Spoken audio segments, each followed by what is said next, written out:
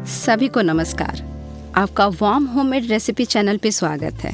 सर्दियाँ आ रही हैं, जिसका मतलब है कि यह पौष्टिक और स्वस्थ व्यंजनों के साथ खुद को गर्म करने और आराम करने का समय है।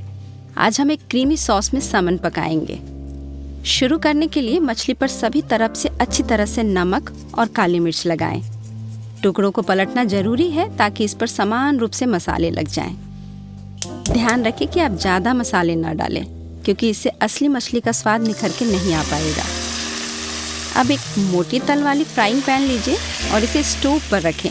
ऑलिव ऑयल डालें। अब सैमन के टुकड़े को गरम पैन में डालकर इसे तल लें। लगभग 6 मिनट के लिए एक तरफ फ्राई करना है, जब तक यह गोल्डन ब्राउन रंग का ना हो जाए।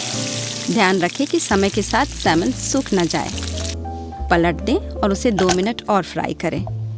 अब उसे चूल्हे से हटा देंगे। अब सॉस बनाना शुरू करना है। इसके लिए लहसुन की 2 कलियों को छील लेंगे और उसे काट लेंगे पतले छोटे टुकड़े में। पहले से गरम पैन में एक बड़ा चम्मच मक्खन डालें और कटा हुआ लहसुन डालें। 1 मिनट तक भूनें, जब तक कि मिश्रण हल्का भूरा ना हो जाए। अब आगे बढ़ते हैं। लगभग आधा कप चेरी टोमेटोज लें और उन्हें आधा में काट लें। टमाटर हमारी सॉस में आवश्यक खटास डालेंगे, जिससे स्वाद और भी मज़ेदार हो जाएगा। अब टमाटर को पैन में डाल देंगे।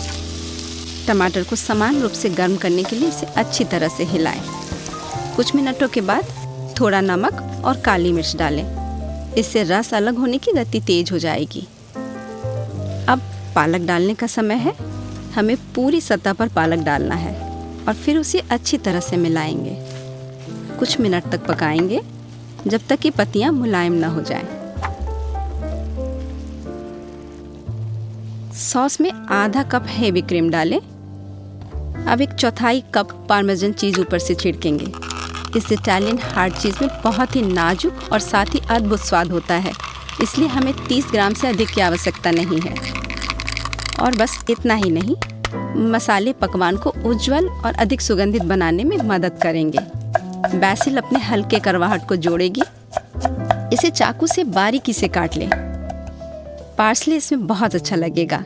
हम इसके छोटे गुच्छे को अच्छे से काट लेते हैं। चाकू से बची खुची पत्तियों को हटा देंगे।